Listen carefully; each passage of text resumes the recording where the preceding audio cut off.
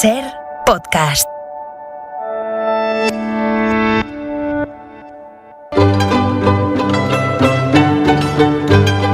En La Ventana acontece, que no es poco, un relato personal de la historia, con Nieves con Costrina, Cadena Ser.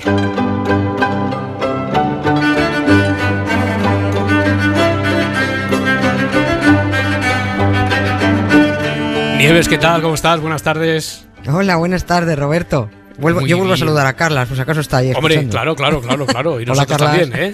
Nosotros desde aquí también le enviamos un saludo muy afectuoso y cariñoso. Oye, Nieves, mira, estaba pensando, lo digo porque a veces leo algunos comentarios de reacciones de los que decía ayer Isaías que van al tobillo en las redes sociales. Y Nieves, yo entiendo que tú eres muy tolerante con las creencias de cada uno, pero que a ti lo que te saca de quicio, y hoy es posible que con el hecho al que te remontas das buena muestra de ello, lo que te saca de quicio es cuando la religión es religión S.A., ¿no? Claro. Sociedad claro. Anónima, por ejemplo. Sí. A mí me da, cada uno crea lo que crea, como si creen Bob Esponja, mientras no me lo cuenten y no me digan que si yo no creo, pues soy la irrespetuosa. No, a mí me da igual que una cosa u otra.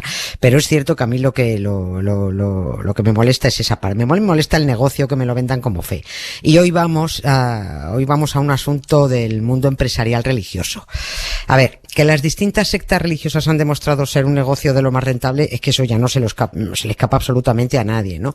Por eso a lo largo de la historia no han parado de fundarse nuevas empresas o se han producido escisiones de las existentes para abrir pues nuevas oportunidades de negocio, ¿no?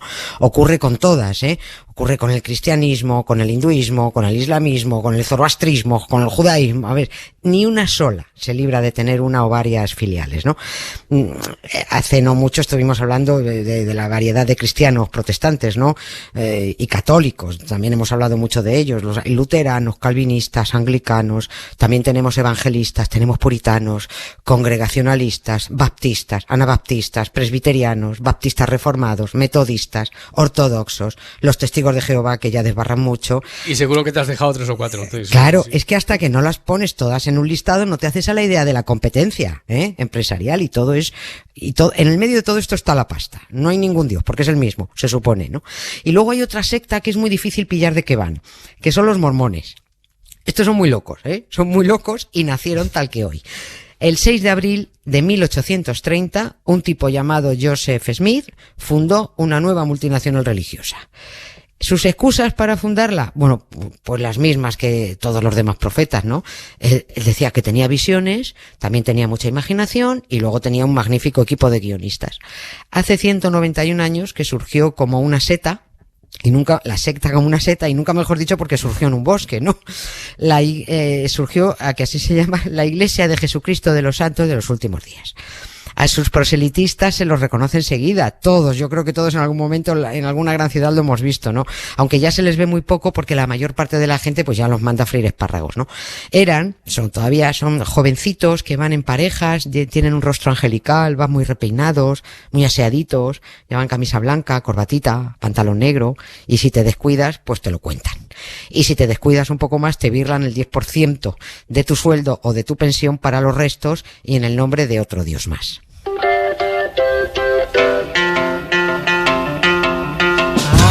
Love is only true in fairy tales, and for someone else but not for me. Our love was out to get me, that's the way it seemed.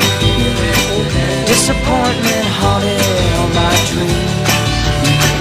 Then I saw her face, now I'm a believer. Not a trace of doubt in my mind.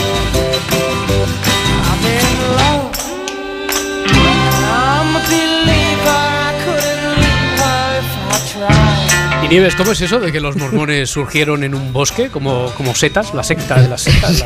La secta surgió como una seta. Porque fue en un bosque donde le vino a su fundador, a Joseph Smith, la idea de negocio para empezar a montar el tinglado mormón. Hay que conocer primero a este jovencito de vida familiar confusa, ¿no? Para entender las cosas. A ver, Joseph Smith tenía un cacao mental pues que no se aguantaba ni él. Uno de sus abuelos seguía una doctrina que se llamaba universalismo. que era una especie de cristianismo protestante que se basaba en creer todo el mundo bueno, eso era el universalismo. Pero el abuelo no estaba muy convencido y acabó pasándose al metodismo. El otro abuelo de Joseph era cristiano a secas, pero se hizo cristiano ya muy mayor porque dijo que había tenido unas visiones. La madre era, yo no sé qué fumaban en esa familia, la madre era presbiteriana y el padre un día amanecía creyente y al siguiente ya era ateo, ¿no? Y en esta familia con referentes religiosos tan locos, bueno, pues crece Joseph Smith, ¿no? A quien lo menos que le podía pasar era o salir budista o fundar otra secta.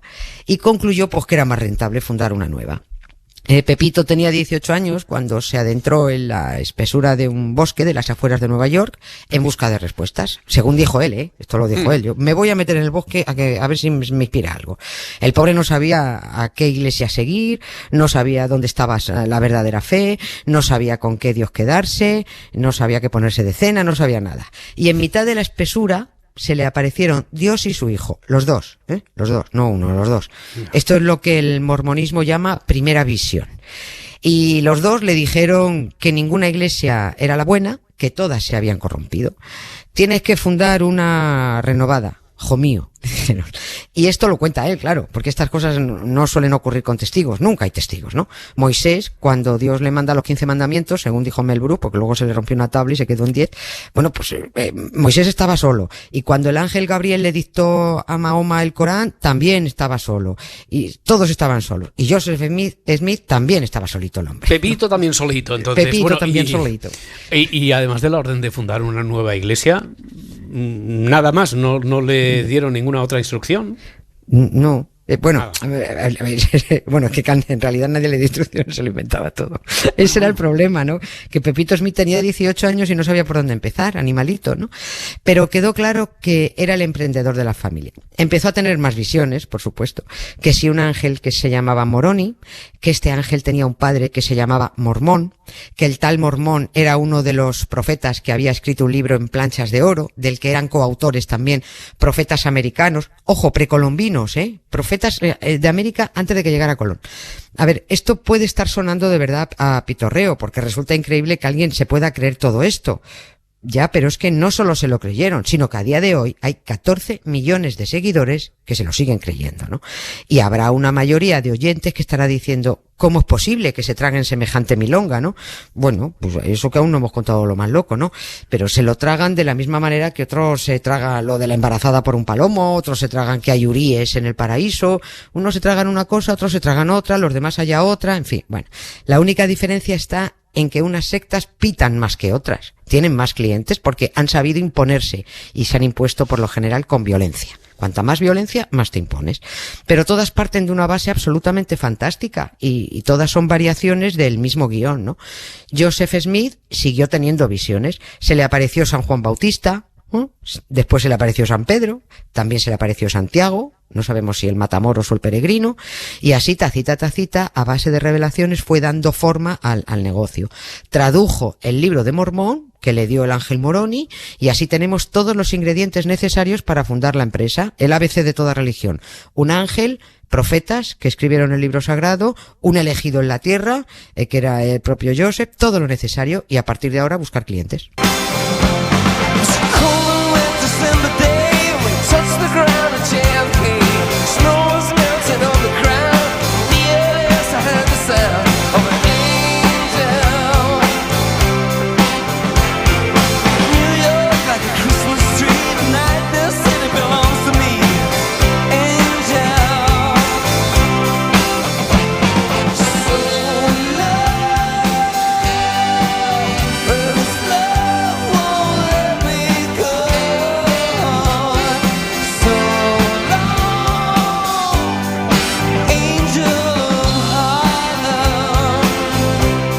¿Con qué poquito montamos un musical nosotros aquí, que nos dejaran? ¿Cómo se le dio la búsqueda de clientes? ¿Cómo se le dio la búsqueda de clientes? No se le dio mal, no se le dio mal. Mira. No, se le dio bien. Fíjate, han llegado hasta hoy, ¿no? Estamos hablando desde 1830.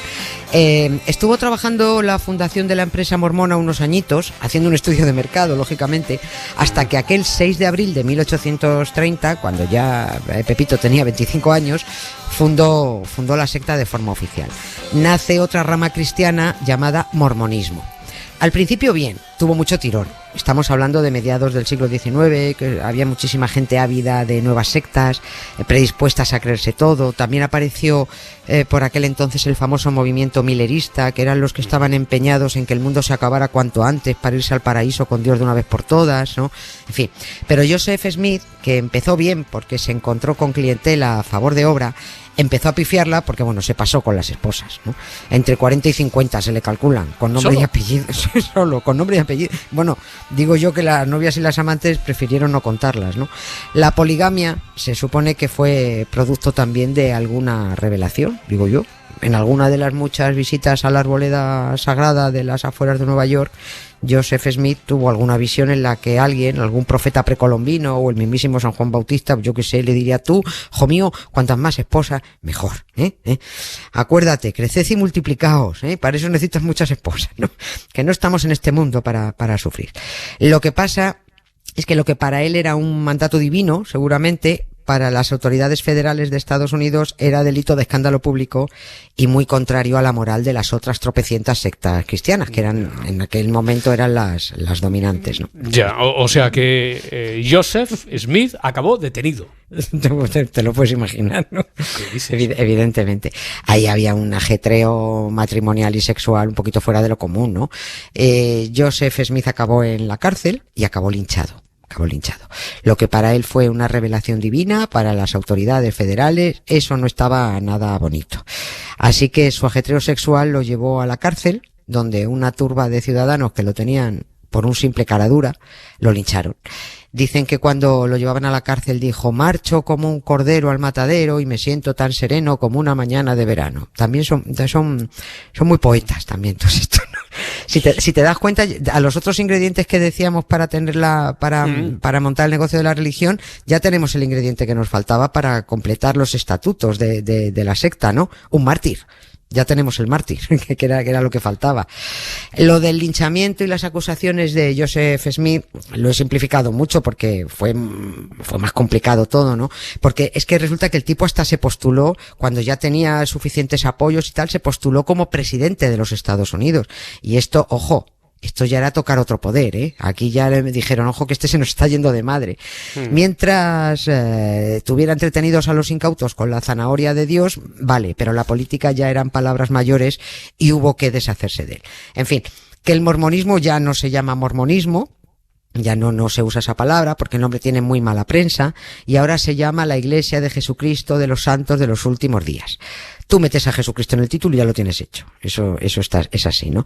Y los mormones ya no se llaman mormones y te piden que no los llames mormones. Se autodenominan santos. Los miembros son santos porque no tienen abuela ellos. Entonces dicen: nosotros santos. Y también ellos, ojo, también los mormones han sufrido cismas, porque ahora tenemos la iglesia, además de la Iglesia de Jesucristo de los Santos de los Últimos Días, tenemos la Iglesia Fundamentalista de Jesucristo de los Santos de los Últimos Días. Pero también aquí se han enfadado, y también tenemos la Iglesia Reorganizada de Jesucristo de los Santos de los Últimos Días. Y sobre todo tenemos mucho pánfilo dispuesto a mantenerlos. Suscríbete a Acontece que no es poco. Todos los episodios y contenidos adicionales en la app de Cadena SER y en nuestros canales de Apple Podcast, Spotify, iVoox, Google Podcast y YouTube.